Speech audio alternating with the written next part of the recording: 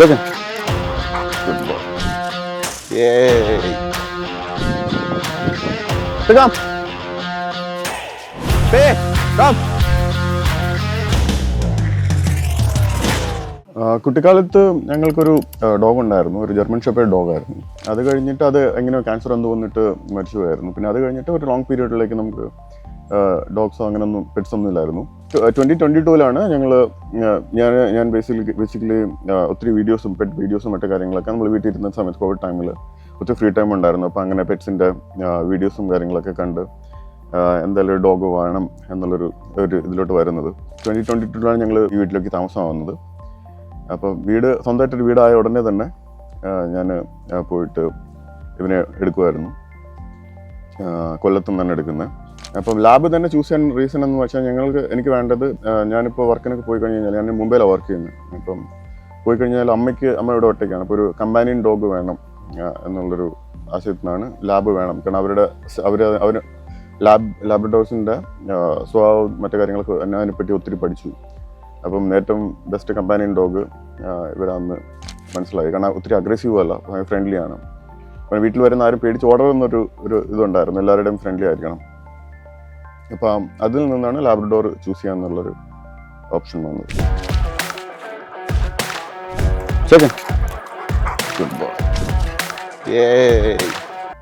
ഇവൻ്റെ പേര് ഹിപ്പി എന്നാണ്. ഹിപ്പി എന്നുള്ള പേര് ചൂസ് ചെയ്യുന്നത് എൻ്റെ വൈഫാണ്, മിഥുന. പുള്ളിക്കാരിയാണ് എൻ്റെ പേര് ചൂസ് ചെയ്യുന്നത്.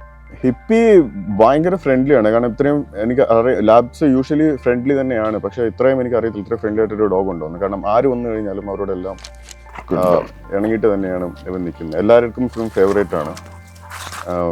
ആര് വന്നു കഴിഞ്ഞാലും എല്ലാവരും ചോദിക്കാറുണ്ട്. ഇപ്പോൾ എന്നെ വിളിച്ച് വിശേഷം അന്വേഷിക്കുന്ന ഫ്രണ്ട്സും കാര്യങ്ങളും എല്ലാം വന്നിട്ട് ഹിപ്പിയുടെ കാര്യങ്ങളും ചോദിക്കാറുണ്ട്.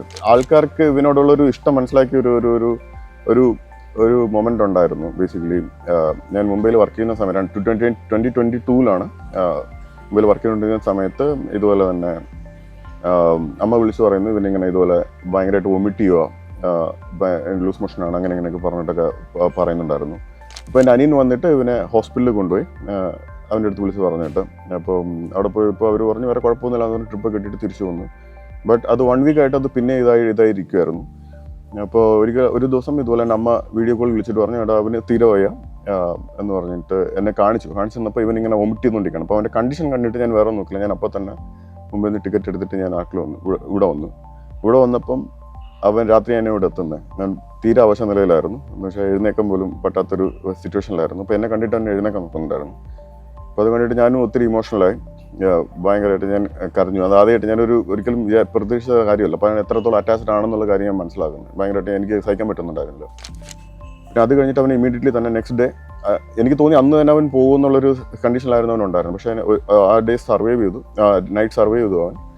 പിന്നെ അത് കഴിഞ്ഞ് നെക്സ്റ്റ് ഡേ അവനെ കുടപ്പനക്കുന്ന് ഹോസ്പിറ്റലിൽ കൊണ്ടുപോയി. അപ്പോൾ അവർ കൊണ്ടുപോയി നോക്കി ഇമീഡിയറ്റ്ലി തന്നെ അവർ മറ്റേ ടെസ്റ്റും കാര്യങ്ങളൊക്കെ ചെയ്തപ്പോൾ അവർ പറഞ്ഞു പാർവോയാണെന്ന് പറഞ്ഞിട്ട് അവിടുന്ന് ഹോസ്പിറ്റലിൽ പുറത്ത് കൊണ്ടുവന്നിട്ട് അപ്പോൾ അതിൻ്റെ ട്രീറ്റ്മെൻറ്റ് ഒരു 1 വീക്ക് ഇത് എടുക്കണം, 1 വീക്ക് അതിൻ്റെ IV കാര്യങ്ങളൊക്കെ എടുക്കണമെന്ന് പറഞ്ഞിട്ട് ഞാൻ 1 വീക്ക് ഇതുപോലെ തന്നെ കുടപ്പനക്കൊന്ന് പോയി അതിൻ്റെ ഇഞ്ചക്ഷനും കാര്യങ്ങളൊക്കെ എടുക്കുമായിരുന്നു. അപ്പോൾ കുറച്ച് ബെറ്റർ ആയിട്ട് വന്നു. ബട്ട് സ്റ്റിൽ ഫുഡൊന്നും എടുക്കുന്നുണ്ടായിരുന്നില്ല.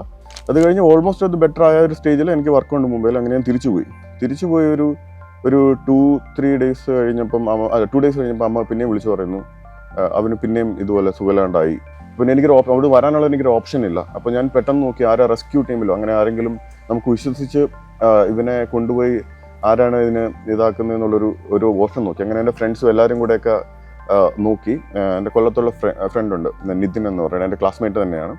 അപ്പോൾ അവനും ഞാൻ കൂടെ പോയിട്ടാണ് ആദ്യം ഇവനെ കൊല്ലത്ത് നിന്ന് എടുത്തിട്ട് വരുന്നത്. അപ്പോൾ അവൻ ഇതുപോലെ തന്നെ അന്വേഷിച്ചിട്ട് ഒരു ദേവ എന്ന് പറഞ്ഞിട്ട് കൊല്ലത്തുള്ള ഒരു റെസ്ക്യൂ ഓപ്പറേഷനൊക്കെ ചെയ്യുന്ന ഒരു പുള്ളിക്കാരനുണ്ട്. അപ്പോൾ അവൻ്റെ അടുത്ത് ഞാൻ കോൺടാക്ട് ചെയ്തിട്ട് പറഞ്ഞു ഞാൻ എത്ര കാശ് വേണമെങ്കിലും തരാം, നിങ്ങൾ ഇപ്പോൾ പോയിട്ട് എന്തെങ്കിലും ഒരു ഓപ്ഷൻ. കാരണം ഇവിടെ വീട്ടിൽ അമ്മ മാത്രമേ ഉള്ളൂ, അവനെ കൊണ്ടുപോയിട്ട് എന്തെങ്കിലും ചെയ്യണം, അവനെ എങ്ങനെയും റെസ്ക്യൂ ചെയ്തെടുക്കണം എന്നുള്ള രീതിയിൽ പറഞ്ഞു.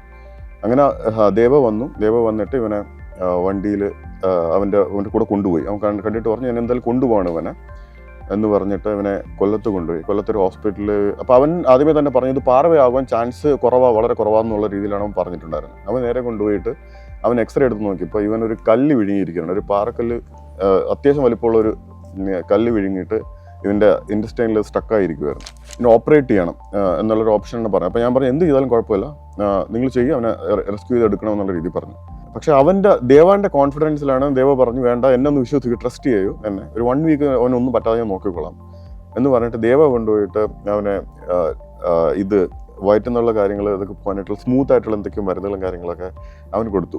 അവനൊരു 1 വീക്ക് കൊടുത്ത് എനിക്ക് തന്നെ ഒരു മൂന്നാമത്തെ 4 ദിവസത്തിൽ ആ പാറക്കല്ല് നാച്ചുറലി തന്നെ പുറത്തു വന്നു. അങ്ങനെ ഒരു സർജറി അവൻ ഭയങ്കരമായിട്ട് രക്ഷപ്പെട്ടു. അപ്പോൾ അത് ഭയങ്കര ഒരു സെലിബ്രേഷൻ മോഡായിരുന്നു. കാരണം എല്ലാ ഫാമിലിയിലെയും ഫ്രണ്ട്സിൻ്റെ ഇടയ്ക്കൊക്കെ ബേസിക്കലി ഇവൻ തിരിച്ചു വന്നു എന്നുള്ളൊരു സാധനം.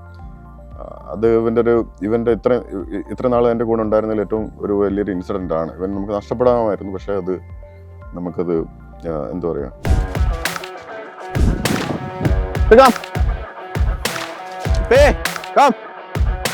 ഇപ്പം എൻ്റെ വീടിരിക്കുന്ന സ്ഥലം എന്ന് പറയുന്നത് നമ്മുടെ പൊന്മുടി അവിടുത്തെ മലേൻ്റെ ഒക്കെ ഒരു സ്റ്റാർട്ടിങ് ഏരിയ ആണ് ഇതൊക്കെ. അതുമായിട്ട് ബന്ധപ്പെട്ട് കണക്റ്റഡ് ആയി വരുന്ന വനത്തിൻ്റെ ഒരു ബൗണ്ടറി ഷെയർ ചെയ്യുന്ന സ്ഥലമാണ്.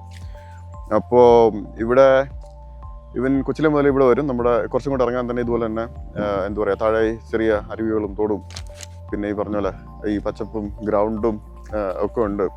നമുക്കൊരു ഇതുപോലത്തെ വിശാലമായ ഗ്രൗണ്ടൊക്കെ ഉണ്ട്. അപ്പോൾ കുഞ്ഞിലെ മുതൽ ഇവനെ ഇവിടെ കൊണ്ടുവന്നിട്ടാണ് ഞങ്ങൾ കുളിപ്പിക്കുന്നതൊക്കെ ചെയ്യുന്നത്. ഇവന് വെള്ളം എന്ന് പറയുന്നത് ഭയങ്കര ഇഷ്ടമാണ്.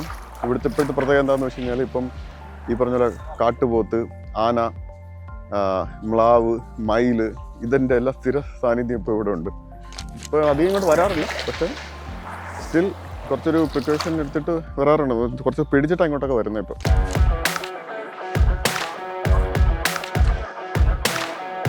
ഇവനെ കൊണ്ടുവന്നത് അമ്മയോട് പറയാതെയാണ് ഞങ്ങൾ പോയിട്ട് ഇവനെ കൊണ്ടുവരുന്നത്. കണ്ടതും അമ്മയുടെ റിയാക്ഷൻ ഭയങ്കര വയലൻ്റ് ആയിരുന്നു.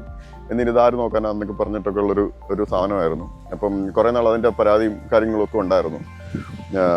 ബട്ട് ഇവൻച്വലി അത് ഇവൻ്റെ ക്യൂട്ടസ് മറ്റു കാര്യങ്ങളും കണ്ടിട്ട് ബേസിക്കലി അമ്മയും അവനുമായിട്ട് നല്ലതായിട്ട് അറ്റാച്ച്ഡ് ആയി. പക്ഷേ ഇപ്പോൾ ഒരു പ്രോബ്ലം മാത്രമേ ഉള്ളൂ. കാരണം ഇവൻ കുഞ്ഞിലെ അമ്മയ്ക്ക് ഹാൻഡിലിങ് കുറച്ചുകൂടി ഈസി ആയിരുന്നു. പക്ഷേ ഇപ്പോൾ ഇത്രയും വലുതായി ഇത്രയും നല്ല സൈസായ സമയത്ത് ഇപ്പോൾ ഇവൻ എന്താ പറയുക, അമ്മേനെ തള്ളിയിടുന്ന രീതിയിലൊക്കെയാണ്. കാരണം ഇവൻ എക്സൈറ്റ്മെൻറ്റ് ഭയങ്കര എന്താ പറയുക, രാവിലെയൊക്കെ കാണുമ്പോൾ എക്സൈറ്റ്മെൻറ്റ് മറ്റു കാര്യങ്ങൾ, അല്ലെങ്കിൽ എവിടെയെങ്കിലും പോയിട്ട് വരുമ്പോഴോ അങ്ങനെയൊക്കെയുള്ള എക്സൈറ്റ്മെൻറ്റ് കാരണം ഇവൻ നേരെ വന്നിട്ട് കാലിൽ വന്നിട്ട് ഇടിക്കും. കാലിൻ്റെ സൈഡിൽ കൂടെ ഒക്കെ പോകുമ്പോൾ അമ്മയ്ക്ക് അത് ബാലൻസ് ചെയ്യാനായിട്ടൊരു ബുദ്ധിമുട്ടുണ്ട്. ആ പരാതി ഇപ്പോഴും പറയാറുണ്ട്. ബട്ട് സ്റ്റിൽ എന്താ അമ്മയവനും നല്ല ക്ലോസ് ആയിട്ടായിരിക്കുന്നത്. ഈ തുടക്കകാലത്ത് ഇവൻ വീട്ടിൽ തന്നെ ആയിരുന്നു ബേസിക്കലി. ബട്ട് എന്താ സംഭവം എന്ന് പറയുമ്പോൾ കാരണം ഇവൻ്റെ രോമം മറ്റു കാര്യങ്ങളൊക്കെ ഒത്തിരി ആയിട്ട് അതിനിങ്ങനെ കുറച്ചൊരു അലർജിയും കാര്യങ്ങളൊക്കെ ആയിട്ടുണ്ടായിരുന്നു. അപ്പോൾ ഞങ്ങളൊരു ബൗണ്ടറി സെറ്റ് ചെയ്തു. ഇവന് ഒരു സിറ്റ് ഔട്ടിൻ്റെ ഉള്ളിലേക്ക് വേണ്ട എന്നുള്ള രീതിയിൽ അവന് കൊച്ചിനെ അതിൽ ട്രെയിൻ ചെയ്യിപ്പിച്ചു. കാരണം അവൻ ട്രെയിൻ ചെയ്യാൻ ഭയങ്കര ഈസിയാണ്. ലാബ്സിനെ എനിക്ക് ട്രെയിൻ ചെയ്യാൻ ഏറ്റവും ഈസിയാണ്. അവൻ എന്ത് കമാൻഡ് കൊടുത്തു കഴിഞ്ഞാലും അവനത് അനുസരിച്ചോളും. അവന് വേറെ പ്രോബ്ലം ഇല്ല. അപ്പോൾ അങ്ങനെ കുഞ്ഞുനാൾ മുതൽ തന്നെ അവൻ വീടിൻ്റെ ആ ഒരു കോമ്പൗണ്ട് ഉണ്ട്, അതിൻ്റെ ഉള്ളിലേക്ക് അവന് കയറാറില്ല. ഫുഡ് ഇവനിപ്പോഴും ഞാൻ ഇവൻ്റെ പ്രോപ്പർ പ്രോട്ടീൻ മറ്റു കാര്യങ്ങളും കിട്ടാനൊക്കെ വേണ്ടിയിട്ട് മറ്റേ ബാലൻസ്ഡ് ആയിട്ടുള്ള ഡോഗ് ഫുഡ് കൊടുക്കുന്നുണ്ട്. അതിൻ്റെ കൂടെ തന്നെ ഇവൻ നമ്മൾ സാധാരണ ചോറ് കൊടുക്കും. നമ്മൾ എന്ത് കൊടുത്താലും കഴിക്കും. അങ്ങനത്തെ ഒരു നേച്ചറാണ് ഇവൻ്റെ. ബേസിക്കലി നമ്മളിപ്പോൾ ഒരു ഏത് ഡോഗ് ഓണേഴ്സ് ആണെന്നുണ്ടെങ്കിലും അവരുടെ ഡോഗിൻ്റെ മുകളിൽ കുറച്ചൊരു കൺട്രോൾ വേണമെന്ന് എനിക്കൊരു നിർബന്ധമുണ്ട്. കാര്യം എന്ന് വെച്ചാൽ അല്ലാണ്ടെന്നുണ്ടെങ്കിൽ, കാരണം ഇപ്പോൾ വീട്ടിൽ വരുന്ന ആൾക്കാർക്ക് ഡോഗ്സിനെ ഇഷ്ടപ്പെടുന്ന ആൾക്കാർ വരാം, ഇഷ്ടപ്പെടാത്ത ആൾക്കാർ വരാം. ആർക്കും ശല്യം ഉണ്ടാക്കാൻ പാടില്ല. അതായിരുന്നു ഒരു കോമൺ ഇത്. അപ്പം അതിന് വേണ്ടിയിട്ട് പിന്നെ കുഞ്ഞിലെ തന്നെ പിന്നെ ട്രെയിനിങ് ചെയ്യിച്ചു. ഓരോ കമാൻഡ്സും മറ്റു കാര്യങ്ങളും. അത് ബേസിക് കമാൻഡ്സ് ആണ്, വേറെ ഒന്നുമല്ല. ഇപ്പം നോ പറഞ്ഞു കഴിഞ്ഞാൽ ഇപ്പോൾ ചെയ്യുന്ന കാര്യം ചെയ്യാണ്ടിരിക്കും. ബേസിക് ബാക്കി സിറ്റ് പിന്നെ ഡൗൺ അങ്ങനത്തെ ഉള്ള കമാൻഡ്സ്. ഇവനെ വീട്ടിലേക്ക് കൊണ്ടുവരാന്നുള്ളത് എൻ്റെ ഒരാളുടെ ഡിസിഷൻ മാത്രമാണ്. ഞാൻ വേറെ മറ്റാരോട്ടും ആലോചിച്ചോ അമ്മയോട്ടോ ഒന്നും ആലോചിക്കാതെയാണ് ഞാൻ ഇവനെ വീട്ടിലേക്ക് കൊണ്ടുവരുന്നത്. അപ്പം തുടക്കത്തിൽ ഞാൻ നല്ലതായിട്ട് സ്ട്രഗിൾ ചെയ്തിട്ടുണ്ടായിരുന്നു. ഞാൻ കിടന്ന് ഭയങ്കര ഒച്ചയും ബഹളവും അപ്പോൾ അതിൻ്റെ ഉറക്കം പോകലും പിന്നെ ഇവൻ്റെ ഫുൾ ടൈം ഈ മോഷനൊക്കെ ഇട്ടിട്ടിരിക്കുമായിരുന്നു. എൻ്റെ അപ്പി കോരലും ഇതൊക്കെ ആയിട്ട് ഫുൾ എനിക്ക് ഉറക്കമില്ലാത്ത രാത്രികളായിരുന്നു. അപ്പോൾ ഞാൻ എടുത്തതൊരു റൈറ്റ് ഡിസിഷൻ ആണോ എന്ന് എനിക്ക് തോന്നിപ്പോയി. പക്ഷേ ഇവൻച്വലി പയ്യെ ഞാൻ അഡാപ്റ്റ് ആയി. ഞാനൊരു പുതിയ പെറ്റ് പാരൻ്റ് ആയിരുന്നു. അതിൻ്റെ ഒരു ഡിഫിക്കൽട്ടി എനിക്ക് ഇനിഷ്യലി ഫേസ് ചെയ്തു. പക്ഷേ ഞാൻ പറയാം, ഇവനെൻ്റെ ലൈഫിൽ വന്നത് ഏറ്റവും വലിയ ബ്ലെസ്സിങ് ആയിട്ടാണ് ഞാൻ കാണുന്നത്. കാര്യം ആ കോവിഡ് ടൈമിൽ ആ ഒരു ലോൺലിനെസ് അല്ലാന്നുണ്ടെങ്കിൽ ഒരു ഓൾമോസ്റ്റ് ഒരു 1 year വന്നിട്ട് ഹിപ്പി ഉള്ളതുകൊണ്ട് മാത്രമാണ് ഞാനത് വേറൊരു ഡിപ്രഷനിലോട്ടോ അങ്ങനെ ഒന്നും പോകാണ്ട് ഞാൻ സർവൈവ് ചെയ്തത്. സോ ഇപ്പം ഇവൻ ഓൾവേസ് ഈസ് മൈ ഫേവറേറ്റ്.